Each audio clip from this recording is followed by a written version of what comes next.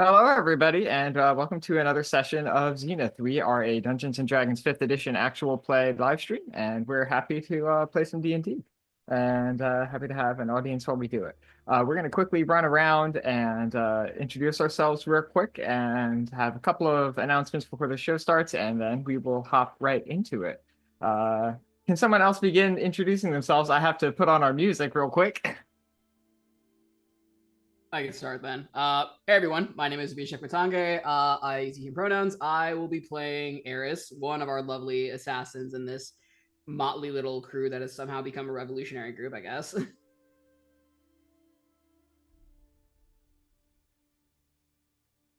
Hi everyone, I'm Mozz. I am playing Zahir Kamar.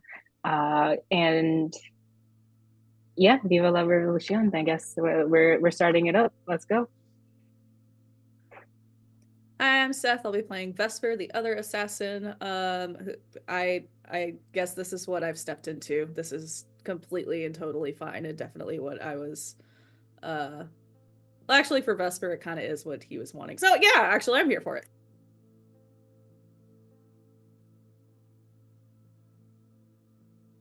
Alex, you're muted.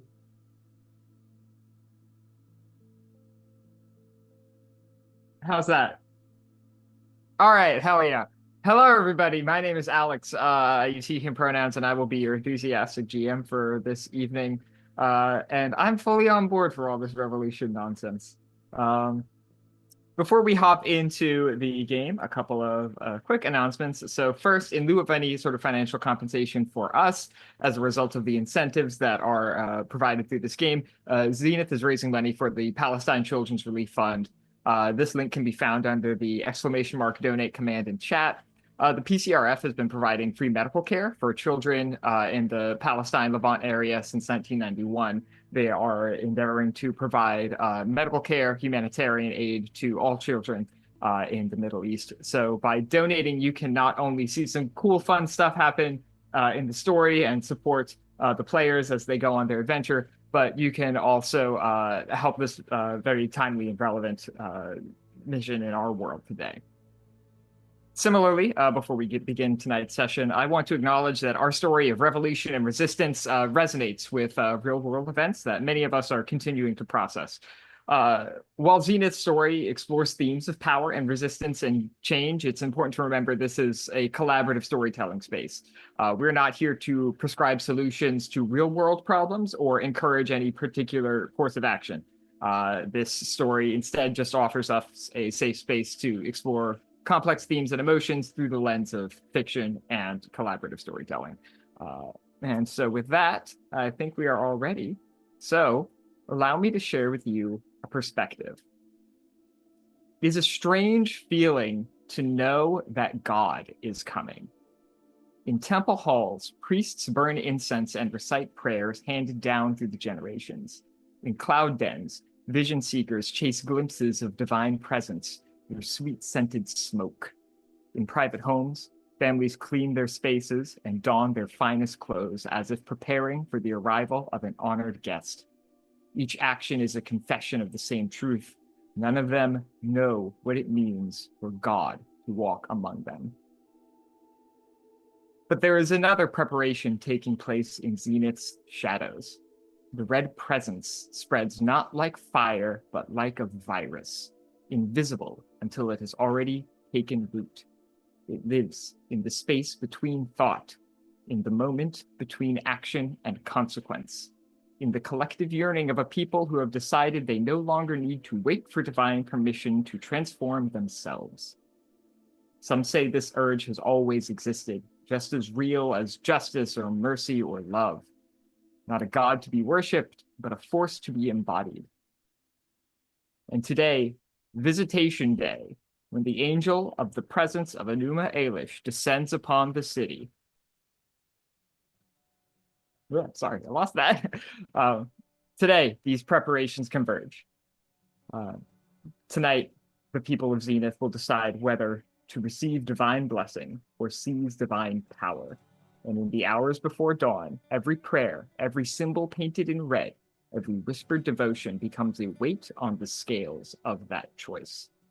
This is how gods are born, and this is how gods die. We pick up today on Visitation Day. I believe this is 6 weeks after our most recent session. At this point, you know that later today, at some point, the divine will descend upon the city. You also know that a figure from Zahir's past, Khalil Khan, will be arriving, carrying his family in tow. Perhaps a few additional guests that he's acquired over the years. What do you do as you wake up on this particular day?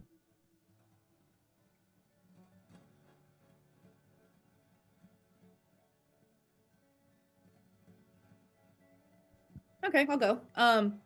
Visitation Day is the holiday for those of us in the Manifold Church. So I think for Vesper, it is a rare early rising kind of day. He is definitely trying to keep his quarters like as clean as possible. Under normal circumstances, he'd probably try and go see Grace or his family, but with the other visitation also being imminent at this point, I think that he is kind of not willing to do that. So I think he's kind of torn this morning and is just kind of trying to drown everything in cleaning and just getting very into we were talking about hyperfocus before the session, so I think that is the hyperfocus right now, is just like really getting this particular table as clean as possible, and trying to let go of controlling how this day is going to unfold one way or another.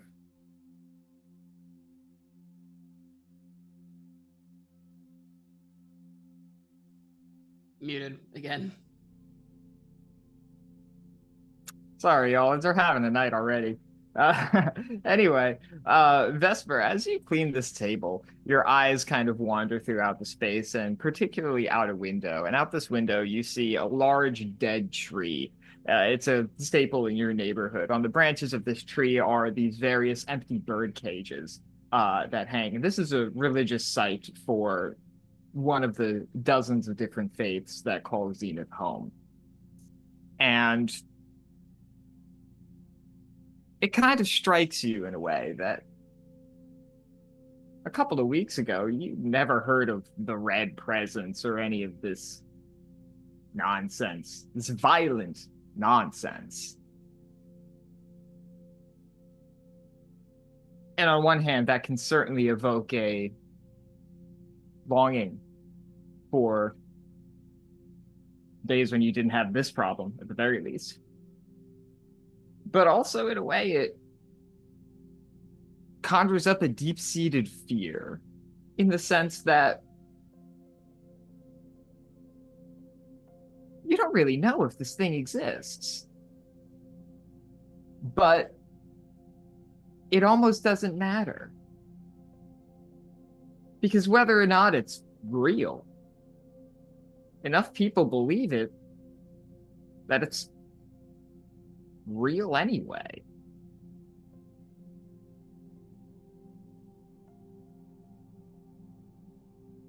I think you kind of touched into maybe a core part of what Vesper's faith is like. Because I think that he is just in general is a very devout person, but he doesn't really concern himself with those big overarching questions about whether or not it's real, because for him and for his family, like, the faith makes it real anyways. And I think that's why he is so willing to do like the groundwork that he is doing for the church. And yeah, I think he just kind of has like that moment of wishing that circumstances were different, and that the kind of violence that he's been swept into, both on the account of the Red Presence and, I mean, on the church's behalf, like, weren't necessary, and maybe just having a moment of like, what would I be doing otherwise? Absolutely. Eris, what's waking up today like for you? I think it's would almost seem like a normal day for her. And I say the word almost, namely because she understands the importance of this upcoming day. In importance in more ways than one.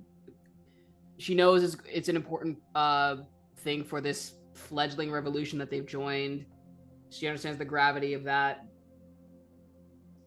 She also understands how much those visions of hers have been weighing on her, and if she might have a gut feeling that she might see something again, that, and more often than not, it's going to be something that she is going to very much like. Mm. And finally, while she may not show it outwardly, at least not while on the job, she is worried about Kamar and Zahir. For sure. Especially the personal implications with what they revealed about their target, their connection with them. It can cause some variables. And yeah. Absolutely. One thing that kind of strikes you as you begin going about your day is you've got a really interesting perspective on the city. You can be anyone, talk to anyone. Your existence here is not particularly tethered to any one identity, or at least it does not have to be. And as a result, you've got a pretty unique sense as to the feeling of the city, and you feel this tension, like you're balancing on the edge of a knife. You can't help but feel like something is going to happen today, but it's not clear what. I mean, yes, sure, God is coming, right? But even beyond that, it's different now.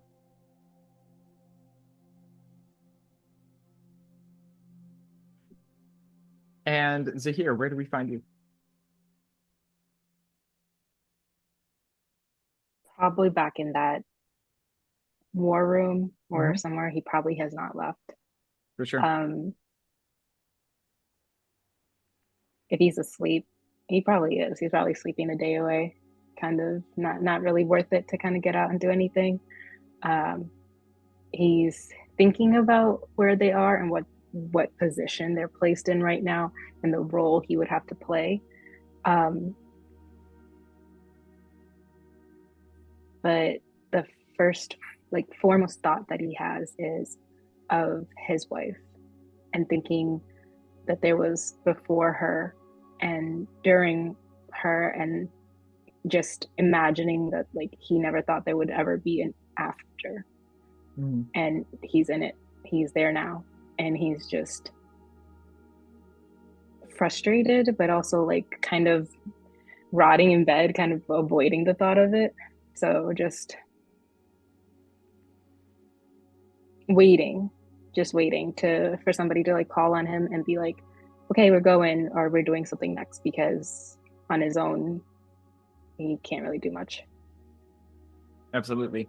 Yeah, so if your home base at the moment is the shelf, that underground safe house, essentially, for the resistance, you'd be keyed into a solid bit of what's going on in the city. It's essentially a Cold War in a way right now. Yes, there are still certainly outbreaks of violence and raids and conflict, but everyone's holding back in a way. Things have not escalated as bad as they could. Daily life in the city, while stressful, tenuous, is still going on mostly as normal. And in the middle of all this, you feel a pressure on you. As Visitation Day approaches, the presence of your warlock patron increasingly bears down on you. You feel like Kamar is only ever a moment away.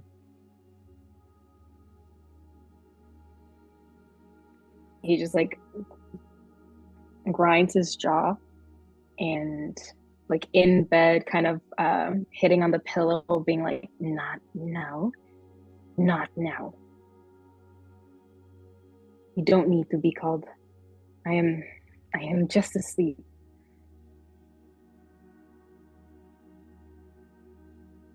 Absolutely. I would say then, Zahir, you're probably the first person to get any kind of hint of action based on where you are. As you wake up this morning, you hear at your door. A knock? Yep.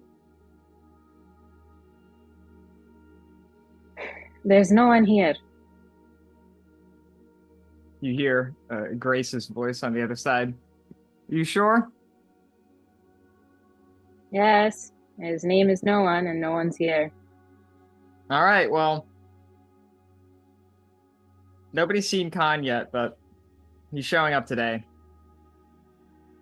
The door would sure? open just a little bit, and his face would kind of peek out. Yes. He's gonna pass through the north gate. I don't know what your plans are, but I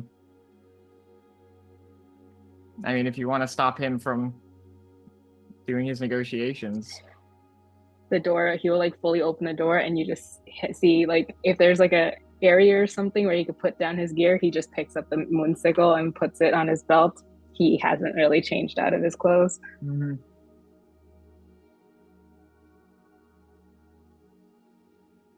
I mean, it's your job, not mine, but No, I understand. I thought you came here for something else, so I'm ready. You want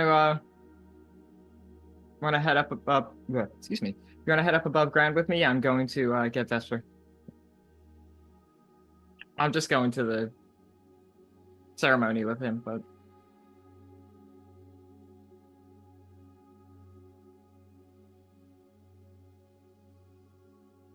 yeah, let's do that. I don't want to be stuck alone with my thoughts anymore. fair enough. Let's go. Vesper, as you are continuing to clean and prepare yourself, prepare your thoughts, prepare your house, you hear a knock at the door.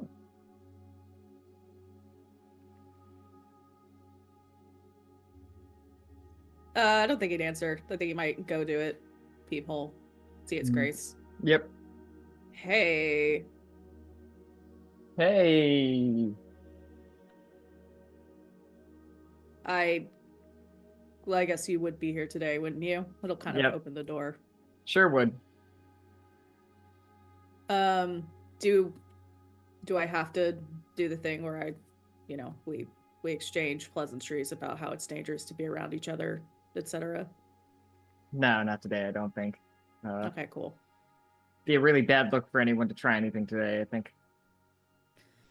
It's kind of my concern, to be honest. Would make a statement. Yeah.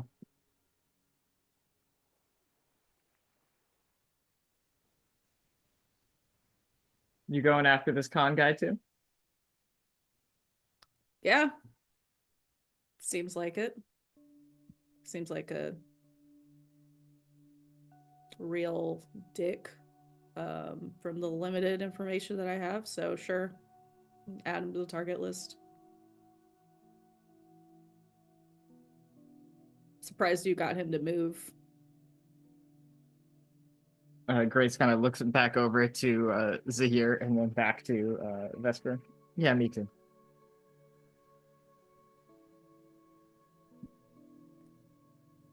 Zahir is wondering if you're talking about him, but he's just like playing with the end of his little blade, like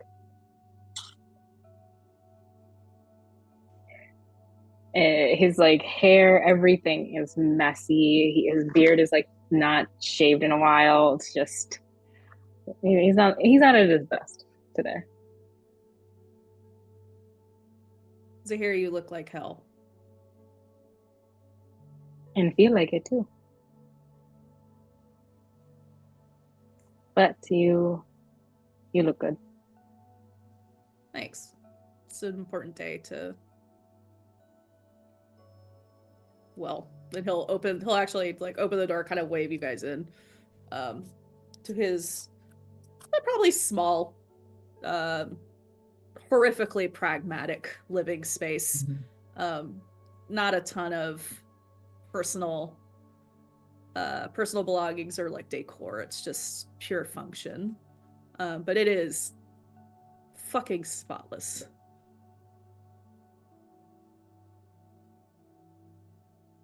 Are you coming to the church? Yes, if you don't mind. The whole thing is that anybody's welcome, so it'll be good to have somebody aside from family there, honestly. Yes, I think the presence of others would. It might be fun. If not fun, at least a break before, the job. But we get to do something about this today. Just gotta wait it out. So what's the deal with this con guy?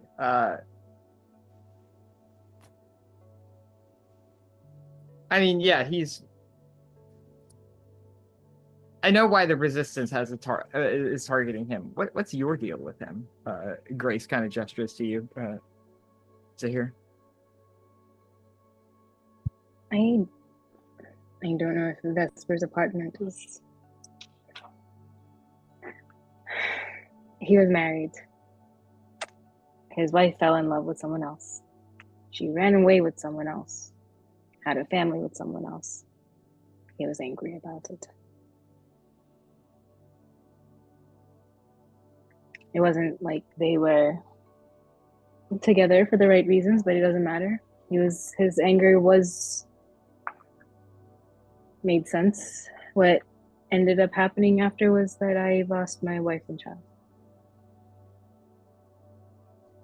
And now he's calling it his little family. So I'm just a little peeved, just ready to, And if this was her choice, I just need to hear from them.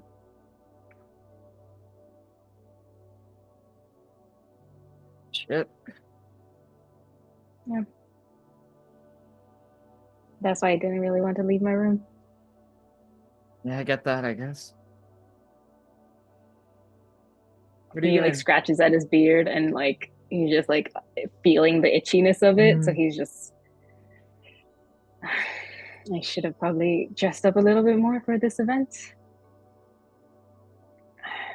Sorry about that, Vesper. No, I don't take this the wrong way, but I personally do not give a shit. It's fine. Yeah, it's formal, but the only person who I think the type of person who would turn you away because of you being slightly disheveled, considering where we are, is truly not worth your time. It's fine. He has a little smirk to his face, and he kind of nods back, like, okay. How does Grace look after he revealed that? Do they look like they kind of understand, or they have like more questions? She looks like she understands to a degree, but certainly isn't providing any more questions. Yeah. With that, he's like just doing like weird like hip motion stretches or something, as if he's like trying to avoid that. But he just wants, at least with this sensitive topic, he's just a little bit more he's observing a lot more, especially people's reactions to it, because in Zahir's mind, it was a very unconventional way to meet somebody and not typical. So he he's wary about telling people those things. Yeah, for sure. I think for Vesper's part, I don't think you would see any kind of judgment. Like this is just. I think for him, the outcome is what matters, and like what matters is right now. So I think he just kind of took in the story very impassively. Can you please move? And probably when his attention focuses like more towards like Grace and her reaction, he'd probably step away and grab a small decanter of a, I don't know, let's call it like fucking a cheap whiskey. Sure. Off of a shelf, and we'll just kind of silently pour 3 glasses, and we'll slide one across the table to Kamar and one to Grace.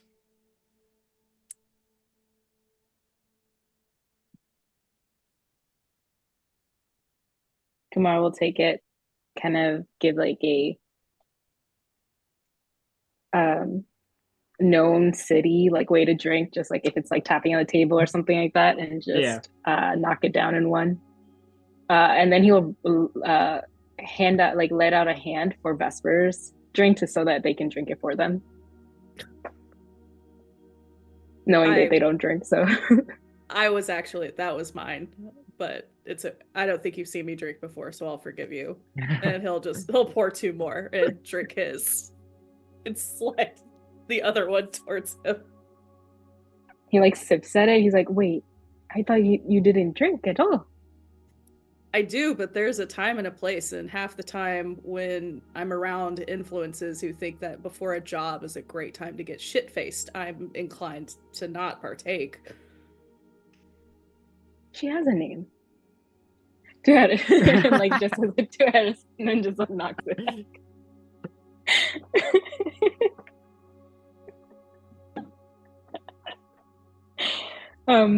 But with a smile in his face, he just like, where is she, by the way? Oh, who fucking knows? I don't think she's the religious type, so busy. I'm sure. Stealing something or making somebody's day worse, but it's not mine. For now. That's true. For now.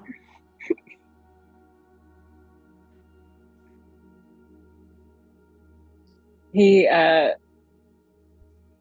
on his face, even when he's sipping it, he looks at you like even through the rim of the glass if it's like clear, and has like a smile to his face because it seems special that we're having a drink at your house. So he's just like kind of nodding to it, and it feels comfortable. He feels like he's in like this found family little moment. So he, after finishing the second one, he will put it down, look to Grace, and ask just, well, this that is happening, now that we are a part of it, if you did not want to be a part of it, you know that is all right. If there is something... A part of all of this? Yeah. I think I have to be. Not for anybody else, but... But I think there should be at least a chance of a choice. If you wish for your safety or...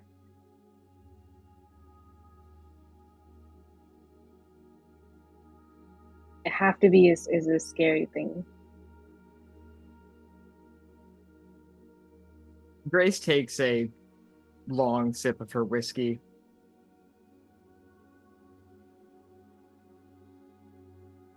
I don't know.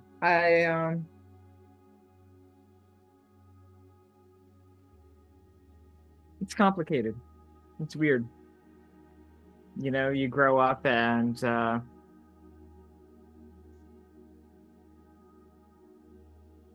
as a kid, I guess everything I knew was love, right?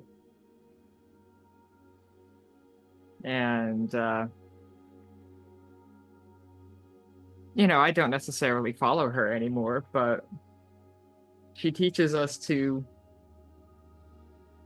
resist power, resist people trampling all over us. The spider's not that big, but if you make it mad enough, you're going to feel it.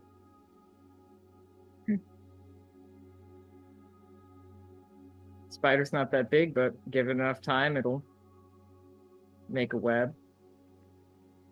Catch stuff twice its size and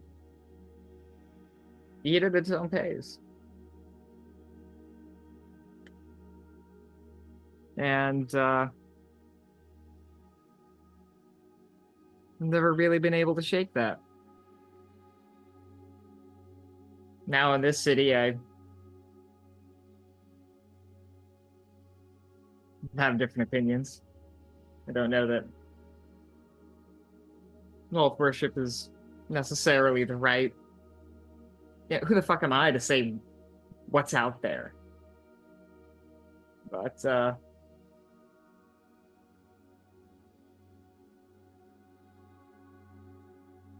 my people fight power.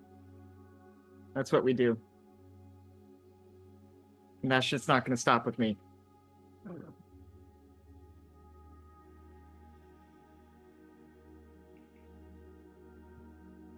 He's going to lift his glass, asking for another drink to that, and he would Vesper give slides you a the entire decanter. Yeah, he'll pour it, lead another one, and with a smile on his face, he's like, I guess this is exactly where I need to be. Khalil is the spider for me. And now this web that he's in affects us all. So it's a great way to put it. Spider. And he just nods to it. Also great work. That was amazing. Oh my God. They literally kind of slouch down and they're just waiting for the move to get up and go to the church. Mm-hmm. But just enjoying being around people when he's been just, I don't know, introverting out in his little room for a while. Absolutely.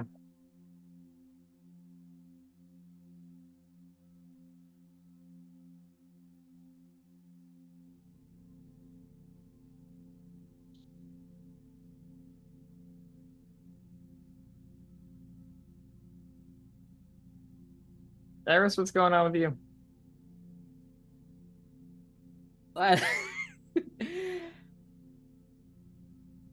Whoever's closest to the door, y'all will probably hear a knock. And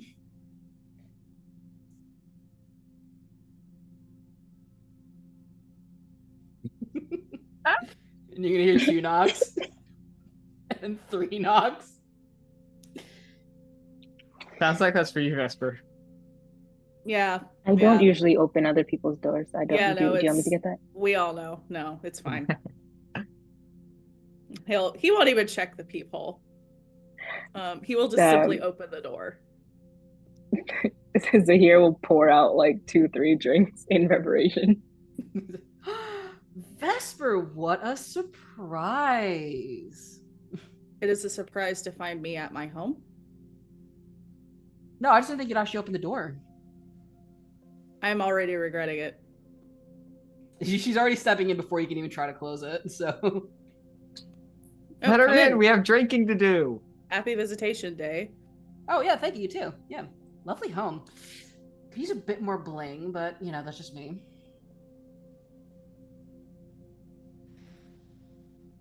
Zahir just hands you a drink and kind of nods. Iris. The influence, everyone. Nods back. It's already just slamming the first drink back. I think Vesper goes to the decanter and kind of mourns how empty it has become in such a quick manner. Now, I wouldn't be a proper house guest if I didn't bring you anything. And she'll slide out from. I don't. What? You're not. I don't want whatever it is. I'm good. Not even when it's alcohol? Pretty fine one. I should really explain. I mean, like, she'll pull out like an entire like the fanciest bottle of wine you could ever imagine. It's like it is easily looks like it's worth hundreds like of gold, and just where how did you and just like here. Grace kind of nudges Zahir. 3 silver. She did not pay for that. Oh, I wouldn't have either. Not taking that bet. No. just from that, like, they're from the same guild. So they like it was just like in his mind, he's like, I could have probably sold it for 5. I don't know.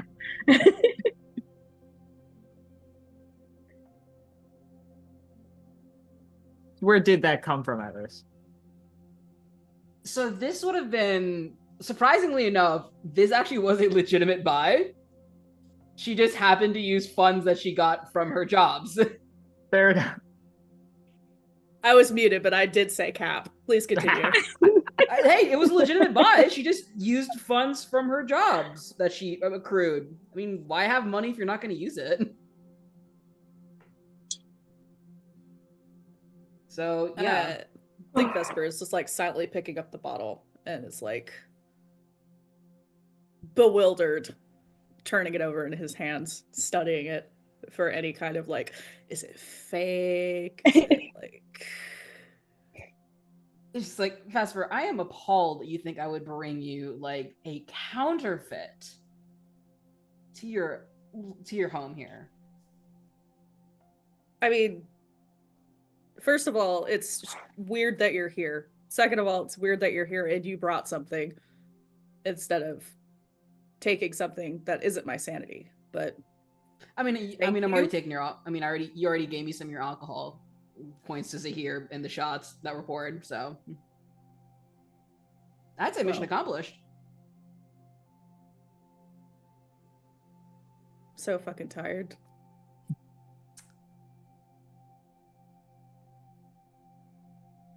You just watch. She just picks up the other two shots that Zahir had poured and just slams them like one after the other. Hop over to the kitchen nice. and look for some kind of corkscrew implement. I don't think he drinks a lot of wine, so it ends up being a knife.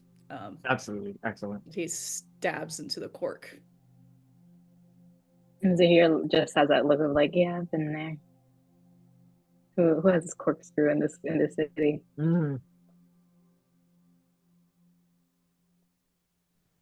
Eris. And it's probably like inlaid with jewels. No, but it is solid gold. Grace continues to sip her whiskey, but as she does, she kind of nods in your direction, Eris. You know, I keep meaning to ask you, what's your angle on all this? You could be anyone, right? You could do anything. Why are you resisting? Why do you care?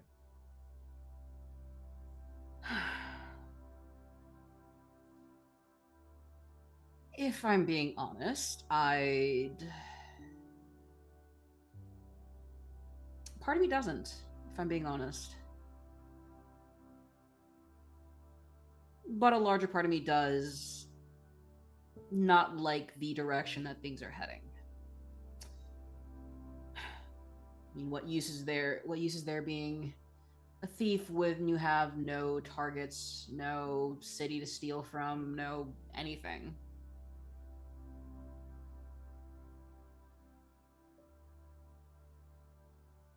Oh.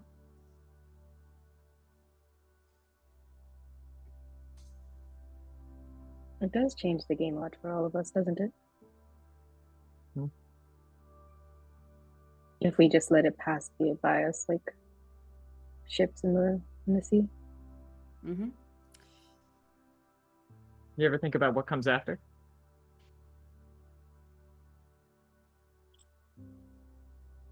No, I do. If I was gone, but for my daughter, yes.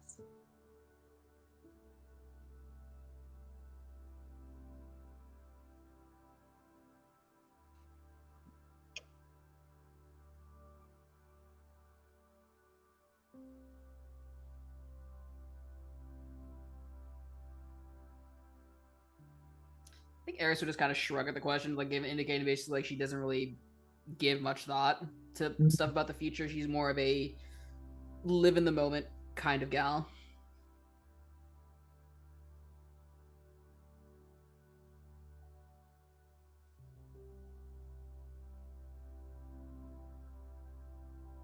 I don't know. I can't pretend that I know what's right anymore. I just know what feels right. So Yeah. Neither you nor I have ever been ones to sit still. It's just a matter of seeing it through, I suppose. Mm.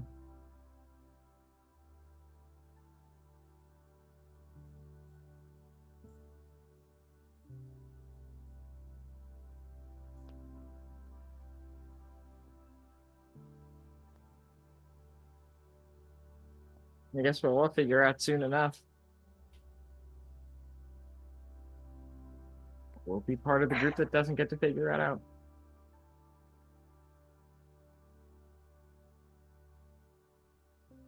Yes. While making sure we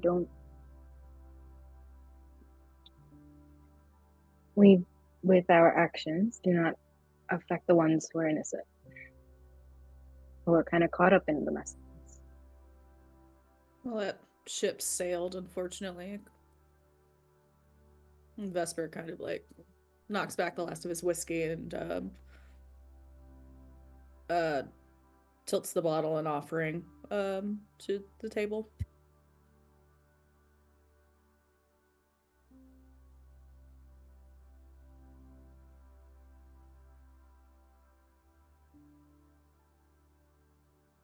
He'll take it, and he's just There. slowly slipping in like another glass, and just, this is a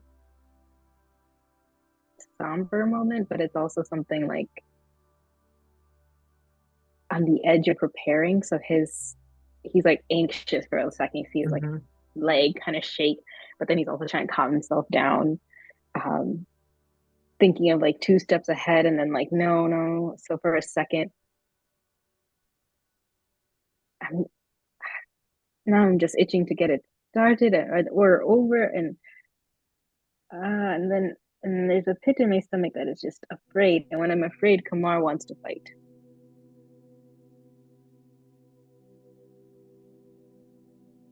Do you not have control over that? No. He was a gift. He's not really A gift sword from of my own. From who?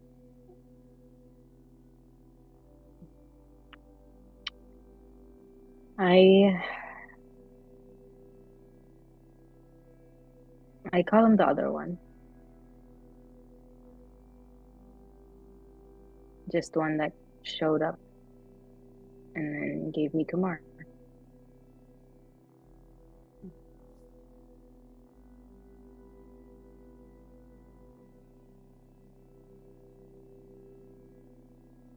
Not a devil thing, right? You didn't have to sell your soul for this shit? No soul, but who knows how they work.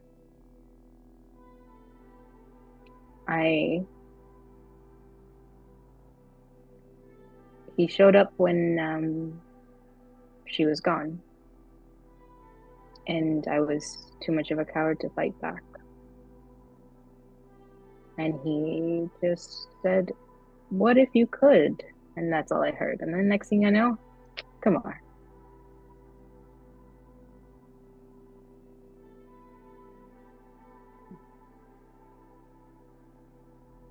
I always figured it was some kind of weird magic, but a lot weirder than I was expecting. Yeah, you got me there. I was desperate. I've grown up down here, stolen what I could, and they kind of looked at Eris.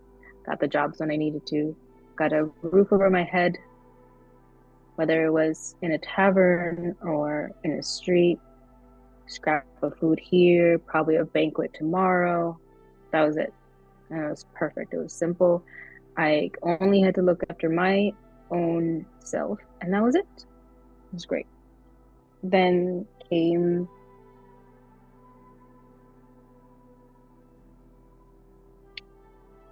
I wouldn't call them complications, but a difference, a change, something more. I felt like my heart was split into two and then taken out from where I could protect it. But instead of protecting it, I was scared like I always was, the opportunist. So yeah, desperate for some kind of magic. I don't even know if I call it magic. I call it, I don't know what I call it. Something more than what I can do myself.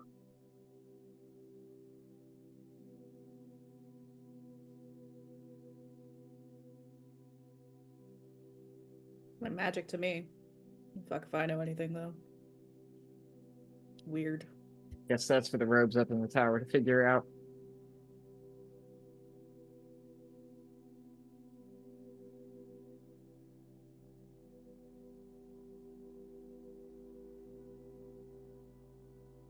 Zahir, can you give me a wisdom saving throw real quick? Sure can. Of us. One of us. It's a 12. A 12. That will unfortunately not do it. So, a couple of things happen. One, as as everyone is sitting there, you see Zahir just kind of like sink into his chair a little bit. His eyes kind of like glaze over, become defocused. It's unclear what he's looking at or perceiving. Zahir, on your part, your vision goes blank and your stomach kind of churns, your heartbeat quickens as you slip from this reality into a vision of some kind. Suddenly you're standing, keeping watch on the walls of Zenith, looking out, and you see a large caravan. A few wagons, one of them in the center, larger than the rest, metal and armored. Alongside the wagons and the people with them, there are a few just monstrous creatures, devils. They appear to be escorting the cart in some way. They stand tall, vibrant red skin, black and gold armor, carrying these large blades, marching what appears to be tirelessly alongside these wagons.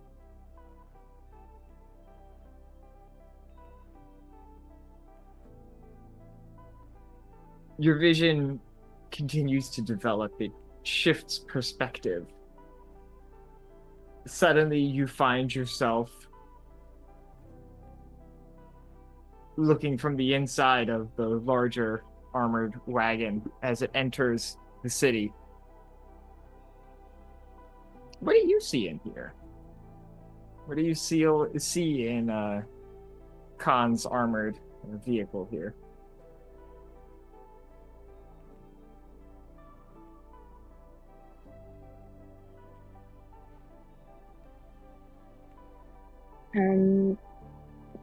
Possibly in his armored vehicle. Mm-hmm. Oh, I heard armory, so I was like, guns? I don't know, things? Sorry. But maybe a huddled group of two. One who has this like very resolved, brave, incredibly like intelligent face, and one younger who is looking to be former for guidance or help, and is clutching at her mom's clothes. For sure, absolutely. From there, the vision fades. You return to yourself.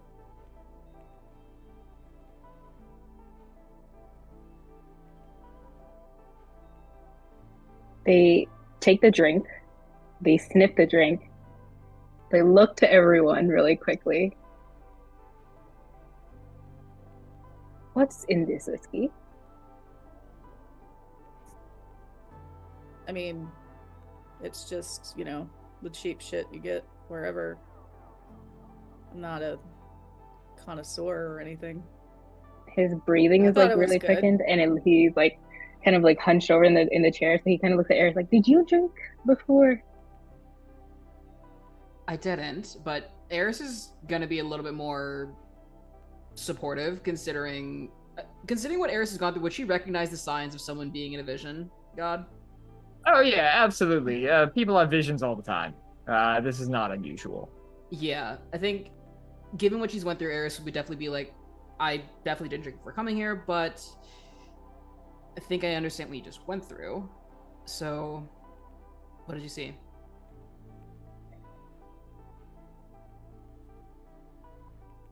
A carriage, armored, protected.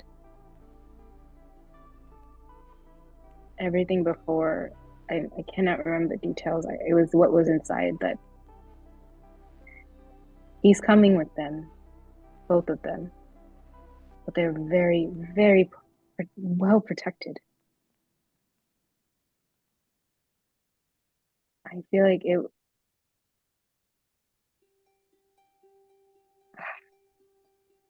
And just because he saw what was inside in the armored car, he's like trying to remember the details from the first half.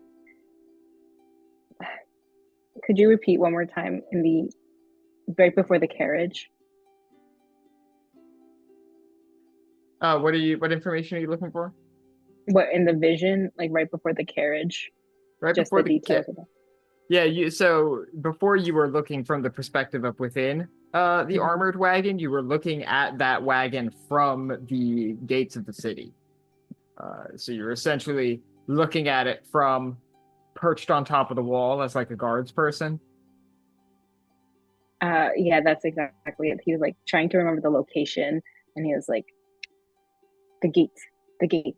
Yeah, these are the northern gates into the city. They are arriving right now. No, soon. No. Northern gates of the city. Armored car. Armored vehicle. Protection. You have these all the time, or is this just special? It's been happening more frequently lately, but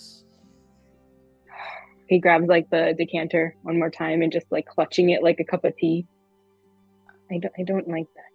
It's never fun the first time, but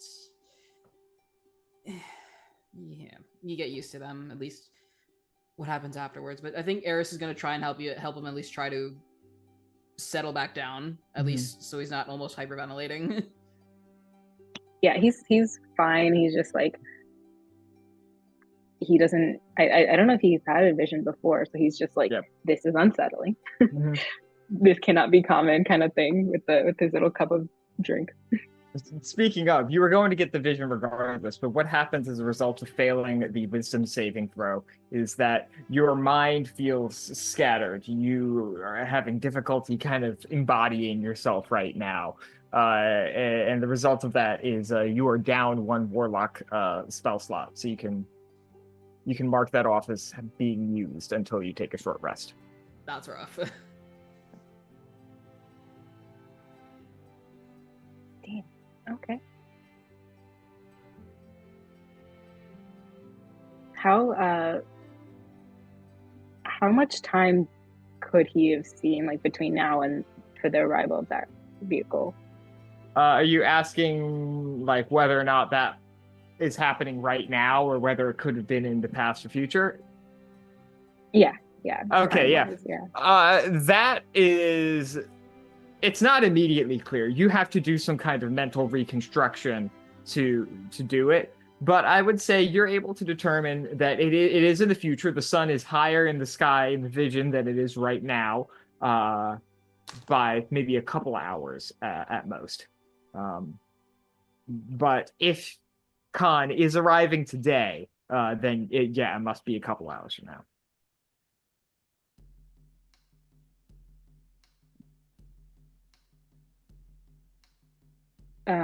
With that, he's just like, if there is anything, do we have like thieves got in the guild? What's there? I would assume so, right? Yeah, you would have some kind Yeah. of way of like speaking in code. Yeah, it wouldn't be for like code. They're trying to describe it in a language and like something that they could have with Vesper too and Grace. So they kind of calculate the amount of hours and in the next couple of minutes try to teach Grace and Vesper, if they know a little bit of it too, like, or if they just to understand like location that maybe Eris and Zahir might know that are close by to like snoop, that thieves might know, or like sneaky ways to kind of get close.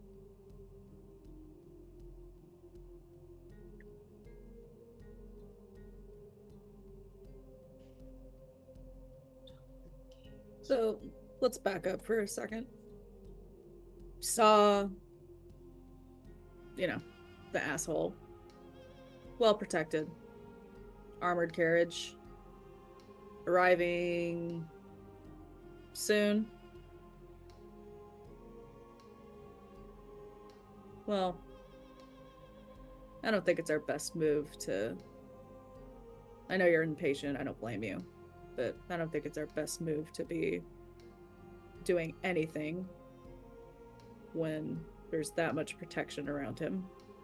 I know time is of the essence, but we also have a decent idea of where he's going to be staying. Not to mention if you saw your family there, there's also the risk of getting them hurt if we try anything there. And that's true too.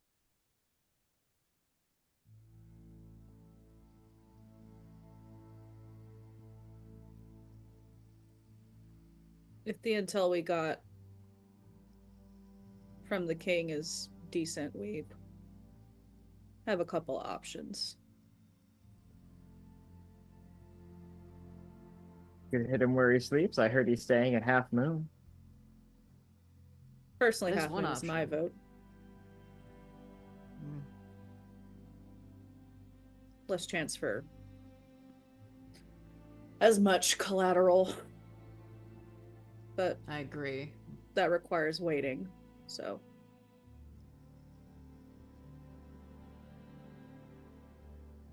I don't like our odds trying to fight him in the House of Reasoning, personally, though we know he's bound to go there.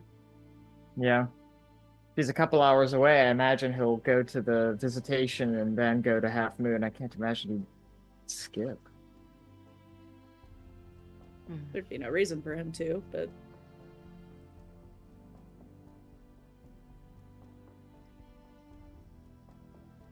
noteworthy if he did. We can make sure to keep an eye out for him.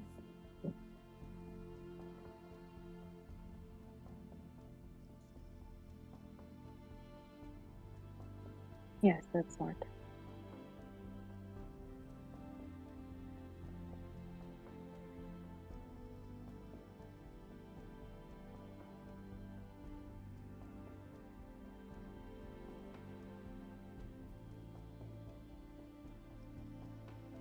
I know this sucks, but it'll end today one way or the other.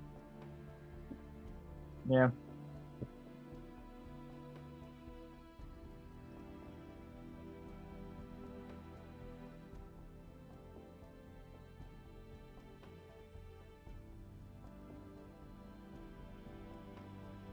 Yep. And Zahir just kind of nods.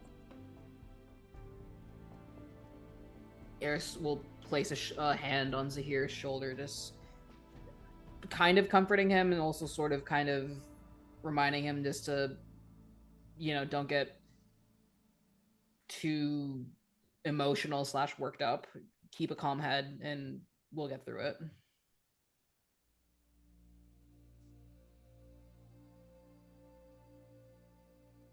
He's still pretty anxious, but he's taking it in. It's like asking someone who's been waiting for a long time Mm-hmm. to wait more. So he accepts it, just not showing it, I guess, or not wanting. Like, I guess it's not external. Yes, we plan, we focus, we engage with calm.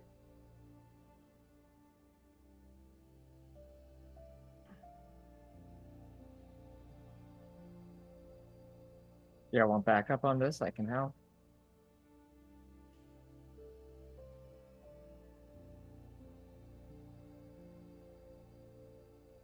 Could use you. I wouldn't say no. All right. I don't want to fuck up your holiday though. I think we'll get to see the important parts anyway. We can True. save the meal for some other time.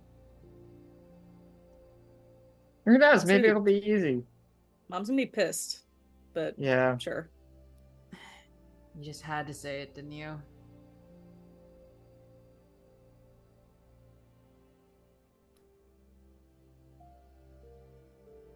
Why did you use the? So she's like, you can see like Eris like pinching her, but why did you use the E word? Now, you know what you've done. I'm just saying, maybe he'll be lucky. Maybe he'll. That's even worse. Don't. Is there any reason we couldn't find him sleeping? I mean, I don't know if you want to kill the guy. It sounds like you do. But if that's the move, he's got to sleep sometime. He does. Just. We try not to use the E word or the L word in this type of situation, just to be on the safe side. I didn't realize she was superstitious. This is weird. Yeah, me neither. I, for one, choose optimism. There's a reason. There's a He hears reason. sounding words in his head like E, L, L, E. And it's like, what? What words are these? Like she'll like Vesper, like Eris will like briefly like tell like Zahir and Thieves Can't like the words themselves, like, yeah, easy or lucky. We don't say those words. Oh. Vesper says in Thieves could not Can't, care you for know that I superstition. understand Thieves Can't. Yes, but I know great. You have a great Grace Can't. They kind of just, they're not into superstitions or gods. They're like, so any kind of belief in that for Zahir is like very opportunist, like working down at, like, he like what's the background, street urchin, like that kind of feel. So for him, he's just like, yeah, of course, yeah, I also do that when my sports team is playing.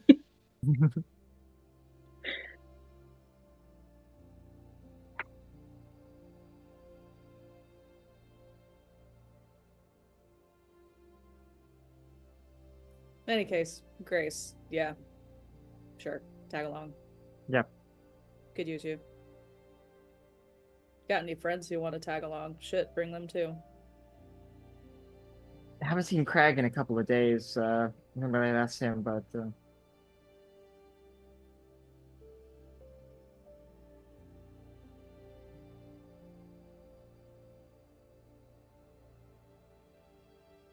Surprised. I kind of thought you two were, you know,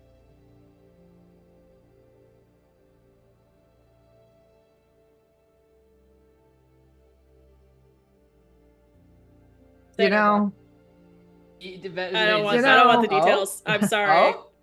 Tell me later. Like she looks like her. It's like I need the deets later. Like I need the deets later. Yeah, Grace nods in your direction. I'm sure he's fine. Just been busy. If he decides to randomly show up, it'd be great. Yeah. I'll keep you updated if you're so curious. Yeah, I'm regretting showing any interest in your personal life already. This is why I don't normally do this. Look, it's not my fault. I have to have enough fun for the both of us. Have fun. Do you? It's like you can tell, like, I happen to think that what I spend my time doing is fun, but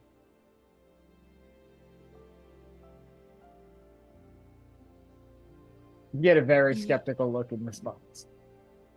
not just Eris is also giving you a very skeptical look. I'm like, it's like, you are like the last person I know to ever have like when like you were like when I think of fun, you're like the last person I think about. might not be your type of fun, but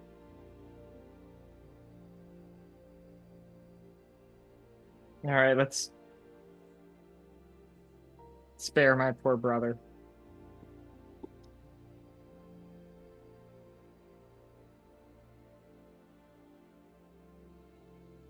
Anyway, if we're all in this together, now we know what the plan is. We can get going. sounds like we have some time to kill. Sure But do. head to the church, do the usual thing, Mm-hmm. see if he's there. Maybe some eavesdropping, Yeah. gather some intel. Typical job, right? Yeah. Spy shit. Yeah, normal spy shit. Same old, same old. Would you say it should be easy, right? Nothing will go wrong. You just get another like look from Eris, like, why would you? Now you're doubling down on it? Like, come on. See, this is my idea of fun. Get like a I think I pout get it from- now. She gets like you get like a pout from Eris. Is like, it's not funny. I mean, To you. it's at least a little funny.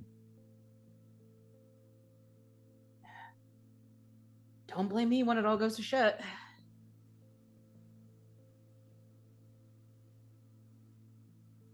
Wouldn't be the first time. Vesper takes the decanter from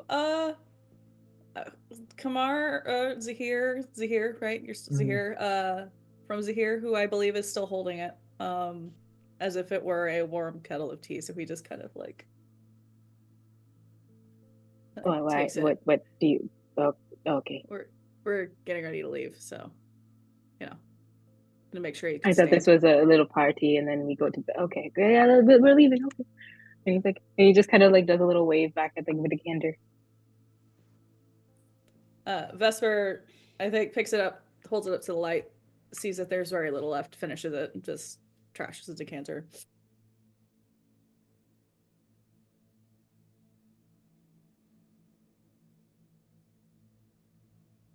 Go on, fuck out of my house. Next time, just we can make this nice. And he's saying this as he's walking out. We can put some pillows over there. My wife really liked those curtains, the ones with the, and he's just explaining on how to make it nice. Mhm. All things that collect dust. But he's just saying it out of like jokes and stuff, and I don't know. He processes through humor, I feel like. So he just like walks out the door, just keep muttering to himself. I feel like he's like a couple of drinks in at this point. So yeah, for sure he's feeling. Can you repeat that? I thought it was just my internet, but I think, judging by Abhishek's face, it maybe was your Wi-Fi. What happened? Can you just repeat what you said about like exiting? What did We you heard hear? robots. It was very robotic for like a good like 30 Oh. seconds. It was as you describing like Okay. him going out. Yeah. Yeah, he's had a couple of drinks. I'm gonna switch my headphones after this, but he's had a couple of drinks and he's pretty tipsy and just feeling it. And so he's just explaining stuff. The way he processes things is through humor. So he's just making jokes. He doesn't have any decor information. He's just like we could have something, just something there and something here, maybe a match. So a one that says welcome. I know you would like that. Something that I have to clean and also lies to visitors. As you're going out and doing this and making all these suggestions, Grace chimes in. I really think Vesper could do with some plants. He needs to get some color in there somehow. Vesper, can you keep plants? You good at that? I don't know that I've ever tried. Why would I need them? What is the point?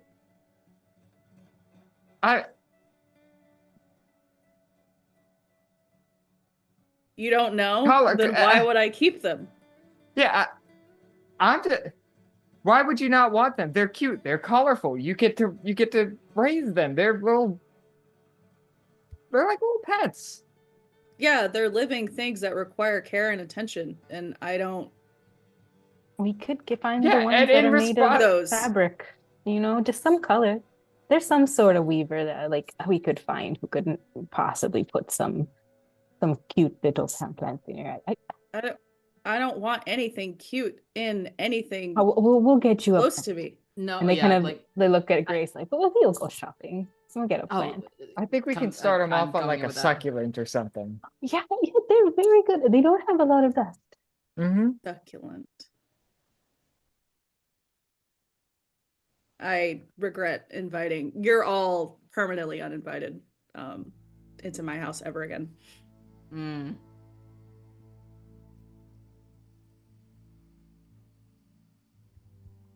It's okay. We'll all be back here by next week anyway. Oh, It's yeah. fine. Oh, yeah. Make sure to kill somebody on that specific weekend. Thank you for letting me know. Mm. So brunch at Vespers? Okay, that sounds good. Brunch and Vespers. Sounds good.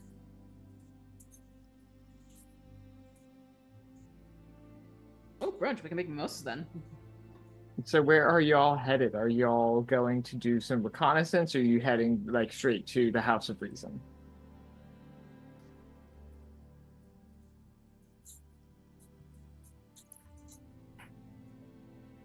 I don't know how much recon can be done Sure. Yeah. Yeah. right now, It's- so Yeah, because while they're still, would have to wait for them to get here if we wanted to really do some recon. And it's their break day too, right? This is where we're going. So for sure, the church sounds. Sorry, is it the church? House of Reason. Yeah, the House of House Reason of- is the main temple. Yeah. House of Reason. Yeah. Oh, really good song.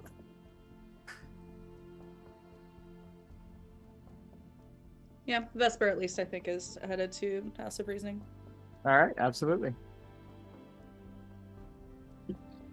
So as you begin to head out, it's weird. The streets are completely empty of most normal traffic. Pretty much anyone that you see out here at this point in time, they are all headed in the same direction. You step outside of Vesper's apartment, and you are kind of instantly overwhelmed by the smell of incense smoke showing up from everywhere. Small little windowsills, little sensors that are being carried by priests and officiants. Even displays at shops and public businesses all are burning something or other, a relatively normative practice for the church in this city. You see everybody, but in particularly most striking, children dressed in just their finest clothes. You see parents trying to keep their kids from stepping in the mud. Other shit like that. You also see a pretty heavy guard presence out today. Any sort of major intersection or major street, you see the blue and bronze of the magisterial guard. They're not provoking anything, but they're out in force, watching, if nothing else. Additionally, as you walk, you see several red symbols. Some that look like they're almost halfway scrubbed off of whatever surface they're being painted on. and others look untouched. In addition, to note is you see just devils just around. The most common of these creatures that you see are imps, sort of cluttering the rooftops, flying around. You hear their sort of high-pitched chittering from all angles whenever it gets quiet enough. You also pass a new figure, a regular on your block at this point, Vesper. This is an individual who set up a little market stall who calls himself Vito the Deal Devil, and he just stands around and makes deals with people for everything from magical power to money, and people engage more than perhaps you would expect, but otherwise he's just there around. He doesn't coerce people, he doesn't fight anybody, but he's there. He sort of gives you a wave as you pass by. You see this tall, muscular figure with this vibrant red skin, curling red horns, dressed in a fine black suit. Yeah, Vesper will give him like a nod of recognition. Enjoy the visitation, you four. Are we not coming? No, a bit too bright for my tastes. What do you people call it? Sunburn? I have never had the problem. You'll have to ask.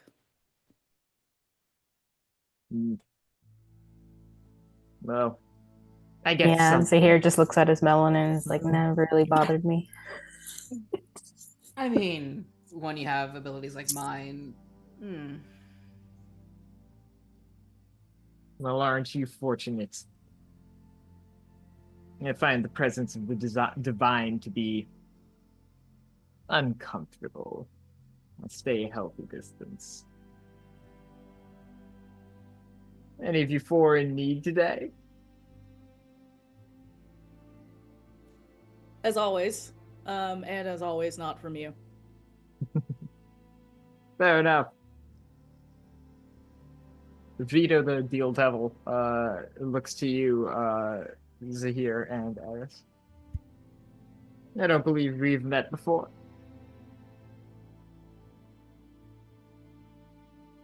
Zahir does the thing where it's like, talking to me? No,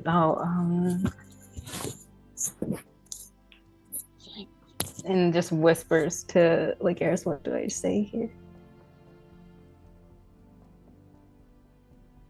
You're muted, I think. Muted.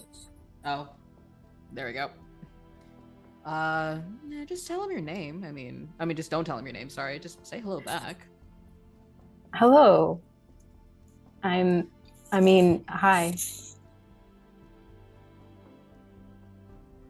Hi. That is what my mother calls me. Interesting Just sort of name like- that I don't judge. Not local. He takes like a sidestep and kind of goes behind where Vesper is, just like, that was a lot. Vesper is outwardly confused at you being so horrified by this, by what I think Vesper's just gotten used to at this point. Mm-hmm. And you, my friend, is there anything a Deal Devil can offer to you today? This is at Eris. Eris will look at him. She's intrigued, but they have more pressing matters at the moment, so she'll just reply, "I'll have to pass for now, but might visit you again later." I'll hold you to it. Enjoy the holiday. And, Vito steps back, allowing y'all to continue on your way.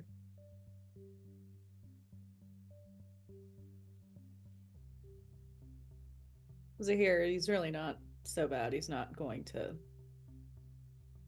like grab you or anything. I just don't know how to act.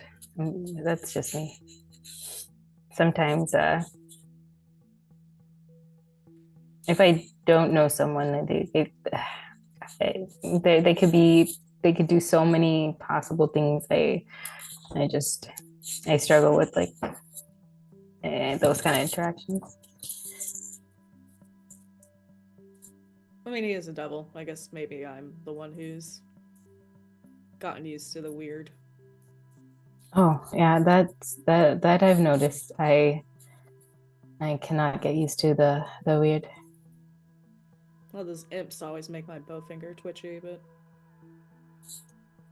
That makes sense. As you continue to walk, the sound of temple bells begins to fill the air. You're maybe... The visitation appears to be relatively imminent, probably within 15 minutes, and you're maybe 5 minutes of the walk away from your destination.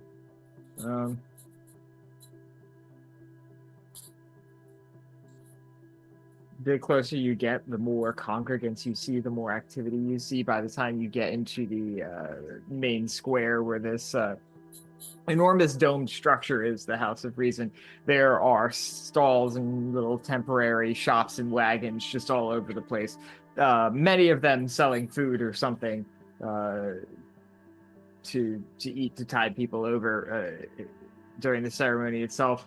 You just also see just various gatherings of people just talking. Many are standing looking towards the temple. How this works is essentially pretty much everybody in the city stands outside in the square looking towards the temple. Very few people are actually inside and actually see the presence, so to speak. And you hear just all sorts of snippets of conversation. Everything from, mundane chatter to religious debate about what these visitations mean exactly, to the latest news and anxieties over the current tumult in the city. With roughly 10 minutes left on the clock, as it were, you would all hear the sound of metallic wheels rolling over stone. And slowly but surely, you see a small caravan of 3 or 4 wagons escorted by these armed devils in this imperious black and gold heavy plate armor. And from this caravan, a large armored wagon, the door is opened, and you see 3 figures step out, all of whom seem very familiar to you, here. I would say Eris and Vesper, of these 3, certainly the most notable is the tall, burly man who, similar to the devils around him, is wearing this sort of ornate black and gold armor. He's got a red cape and a gold sword at his side, and he just has this kind of imperious air of command around him, devils waiting on him hand and foot.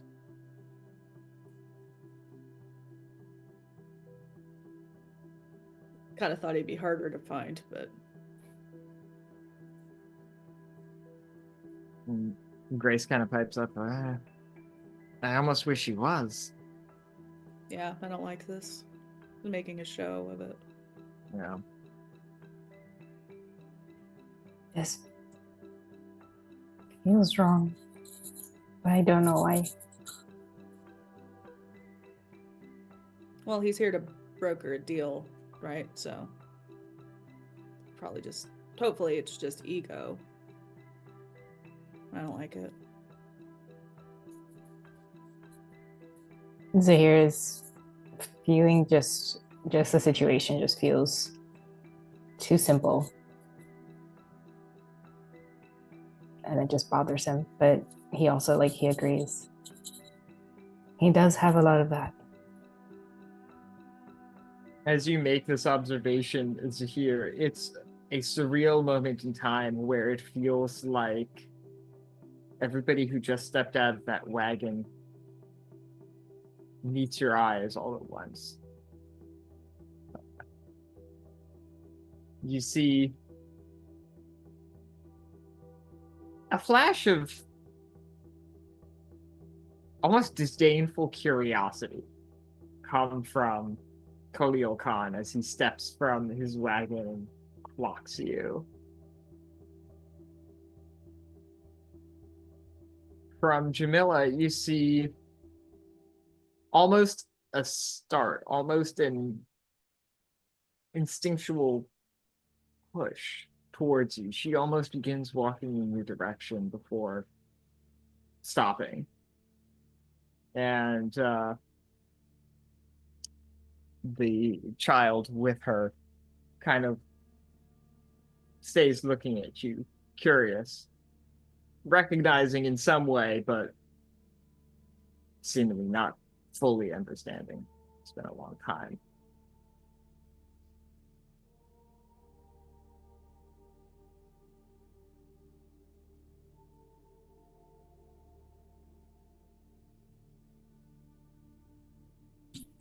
Tears, shaking, him wanting to step forward. I'm guessing Vesper and Eris are in front of him or next to him, but he's not stepping closer.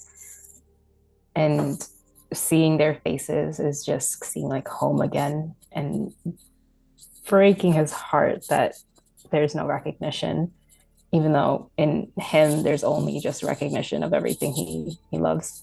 But seeing Khalil look at him and notice him, he holds that stare back. Mm-hmm. Even though internally he is incredibly afraid to stand up to him. Yep. As you hold the stare, let me actually see. Okay. As you hold the stare, there's almost a sickening, disgusting little smirk that shows up on this man's face before he waves you over. Vesper puts his arm in front of I'm panicking. Vesper puts his arm in front of Zahir. Eris is like is at the same time like putting an arm on his shoulder, just like, don't, it's a trap. I don't like this. No, I won't give him the...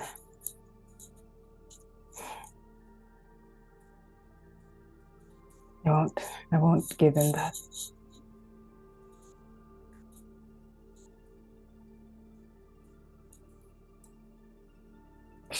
He will kind of like listen, or like he has stepped up to Vesper's arm, and he possibly could feel like his chest heaving from incredible frustration, but he's holding it in.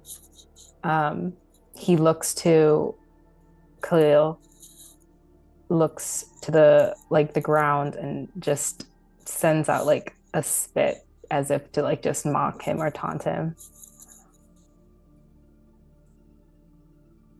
Sure. For his part, Khalil almost laughs in response, not seeming to know what to make of these two people who are like physically restraining you.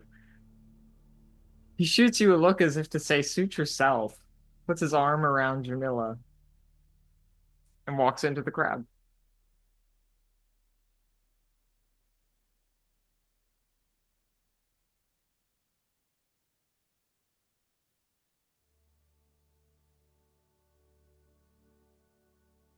He's, oh my God, heart's crushed. Just jaw clenched, but held back by Vesper and supported by Eris, like just muttering, there will be a time, and he's muttering to Kumar, who's just screaming at the edges of his brain, and he's just trying to console them.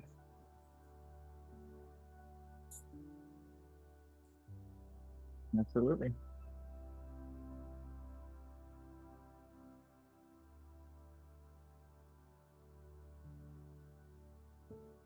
The remaining minutes pass quickly. You find a spot maybe in the center of the crowd, maybe closer to the edges. But the bells begin to ring again, louder, faster than they have before.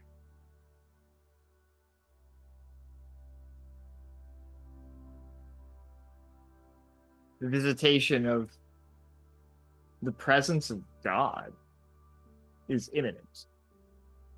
And that is where we will take our break.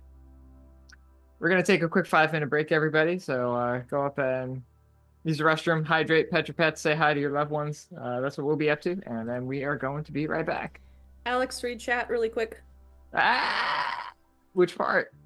I got it. And I scroll can down do and it. I can do the okay. voice of Oh, God. it's God. Hey Wow, God, it what's voice up? of God. It's me, God. Voice of God. We did reach our Visitation Day.